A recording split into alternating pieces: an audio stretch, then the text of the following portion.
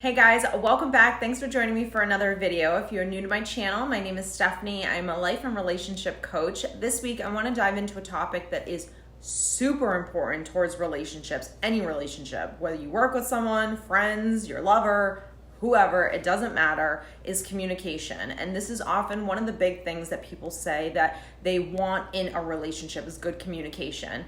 And you can take classes on how to communicate and all of that kind of stuff, but at the end of the day, when you're fully in a discussion with someone, and especially when you get triggered emotionally, it's hard to remember what healthy communication should look like. So in this video, I'm going to go over what it should look like and why it actually breaks down in relationships. So a lot of times when communication breaks down in a relationship, quite frankly, it's because one or two people are not feeling heard. They're not feeling understood by their partner or the friend or whoever it is that you're having a conversation with.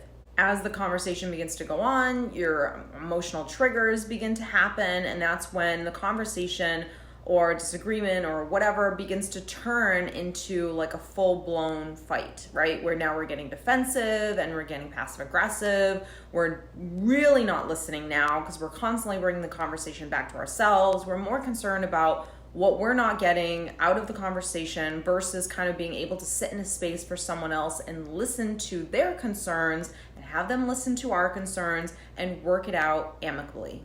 One of the things that I think is literally key in any relationship is respect. And I feel like a lot of the times when you ask someone, hey, what do you want in a relationship? Like, what are the top 3 things? They're going to say something like, someone who's loyal, someone who's faithful, good communicator, we get along, all of those types of things. Not often is respect within the first 1 or 2 or even 3 things that people will say.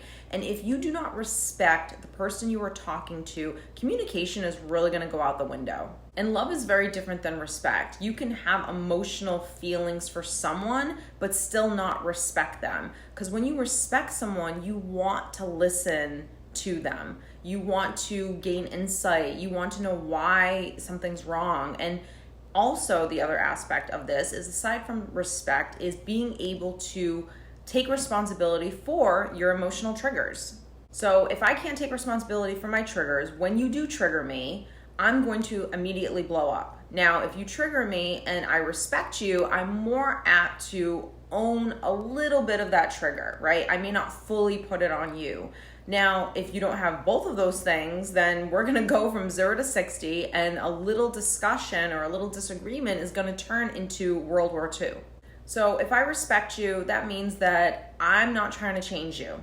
I don't need to change you. I don't want to change you. When I really love myself and I take responsibility for myself, you take responsibility for yourself. So when those two components are in a relationship, I can sit and listen to you speak. I can listen to you talk. I'm not going to get defensive. I'm not going to cut you off. I'm not going to tell you all the reasons why you shouldn't think what you think. I'm going to be able to just sit and listen and have some empathy as to why, or even just wanting an understanding as to why you are feeling the way that you're feeling.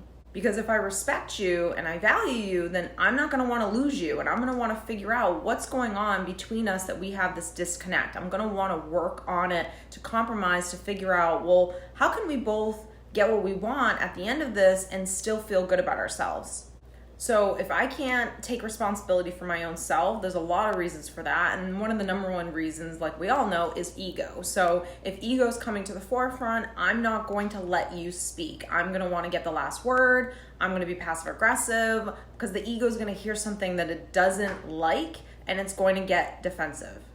So one of the first things that you need to do in order to avoid that communication breakdown. And here's the thing, let's just be frank, we're all human beings. Are we gonna get into disagreements from time to time where our emotional triggers are gonna take over and things are getting really heated, and maybe we're not at that place, that moment in time, right? Maybe we had a bad day, maybe it just took us an hour to get home from work, maybe we're tired, maybe we're stressed, maybe the kids are driving us crazy, like whatever it is, where we're not able to just bring ourselves down calmly to be able to do these things. That's totally fine. And in those cases, that's when you have to be able to recognize that and remove yourself from the conversation. And something as simple as saying, you know what, I feel like this is just going in a different direction right now. Let's just take a moment.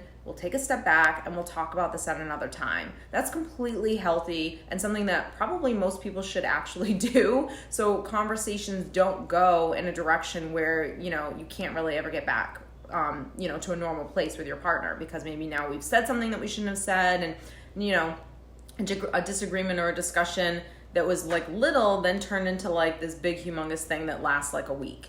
So when things are going in a direction and you can feel it, or maybe even like you're good, you're fine, but maybe you can sense that your partner isn't, and they're not able to recognize like they probably shouldn't be talking about this right now. Even just removing yourself, not even to say, hey, I feel like you're getting upset right now, like, and I don't want to talk to you about this. You could easily say something like that, but just saying, you know what, I just feel like this conversation's going in a direction that I don't want it to go in, and just remove it, and just, not even pointing a finger, just saying, let's talk about this at another time. That's something that you can absolutely do that will save a lot of heartache. One of the most important things that you can do when you are in the midst of having this communication breakdown with anyone is coming from love. At the end of the day, if you know that the respect's there and you value this person, and your ego isn't involved, you can own your own stuff, you have to come with love.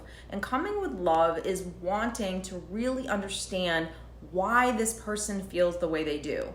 That's so unbelievably huge, because not everyone's going to agree with you. Not everyone's going to see things from your side. That's why you're two different people. So being able to say, you know what, I don't really understand why this person's feeling the way that they are, and being curious to want to understand them better, to put yourself in their shoes for 2 seconds so you can have a little bit of empathy to maybe understand, okay, I get it. That is so powerful, because the minute you can do that, you immediately go into validation. If you can kind of understand, even though you don't feel that way, that if you can kind of understand why someone's feeling the way they do, you will then be able to validate them. And once you get validation, an argument will definitely just simmer down, because that's what we all want. We all want to feel understood. We all want the validation. We all want someone to say, hey, I understand why you're feeling the way that you're feeling. That's like the most powerful thing that you can feel in a relationship, is that understanding between you and your partner. And I think when you can remove that ego, like I said, and just sit in that space for someone and not make someone feel wrong for feeling the way that they feel, because at the end of the day, it's not your job to control people, and to, your way is not the highway, and it's okay for someone to feel completely different than you, and giving them that space to do it. Like I said, that little space, that little validation is really, really powerful stuff. And it's going to 100% turn an argument into more of a conversation, where you can then begin communicating calmly and compromising on things. Because a lot of the times when we're not willing to compromise and we get stuck in our own, egoic place, it's because we're not feeling understood. We're not feeling validated. So if you can get those two things, excuse me, people are more apt to kind of put the weapons down and begin working with each other. And again, they're only willing to do that if you both respect each other, and the common goal is to understand each other better, versus maybe being with someone who's narcissistic or really, really emotionally unhealthy, who just wants to argue with you. So the next thing is, try to change your story on why someone's doing what they're doing. So if you're now in a discussion or an argument about all the reasons why you're upset because someone did what they did, try to understand, and this is not, excuse me, this is not giving them a pass that what they did was okay, because if your feelings are hurt, your feelings are hurt. But you're trying to maybe think of, well, okay, they didn't try to hurt me, they did this because. So a lot of the reasons why we tend to take, offense to things that people do is because we take things so personally, as if it is a personal attack on us. And 9.9% of the time, it literally has nothing to do with you. And I say this time and time again, even if someone actually does something to you, the reasons why they did it to you had nothing to do with you. So if you can change your story on why someone's doing what they're doing, for example, if someone is late, if you take offense to someone being late and a person is late all the time, you might take it personally. You might say, and this is before you've communicated your standards with this person, right? You might take offense as to why this person's doing this, why this person's always late, and take it really personally, right? As if it's a reflection of you.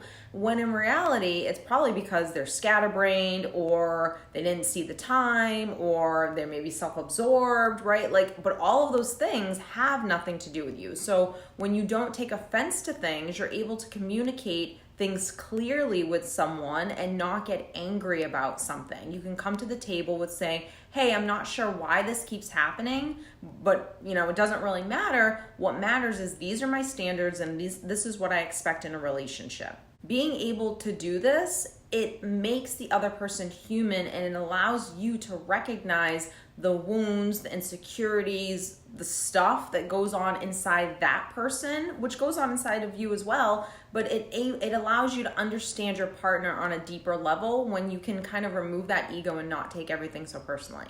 And the last thing is, and I've said this throughout this whole video, is being able to take responsibility for yourself. And I think that is, quite frankly, if everyone could do that, I can't even imagine the discussions or the arguments that we would ever get into, because you would immediately own your own stuff. You're not trying to control other people. And that's really where a lot of kind of this happens from, right? Is that control, that ego that comes into play when you're having arguments and disagreements. So I hope that you have enjoyed this video. If you did, don't forget to give it a thumbs up, and I will see you next week.